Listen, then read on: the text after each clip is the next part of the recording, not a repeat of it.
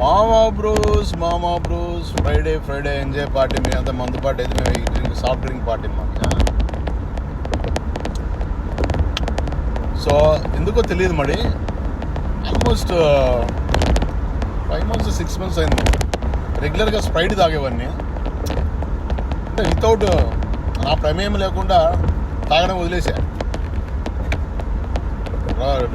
ఇప్పుడు Sprite, mini Sprite ఎప్పుడు ఇంట్లో స్టాక్ ఉండేది, బాగా తాగేవాళ్ళం.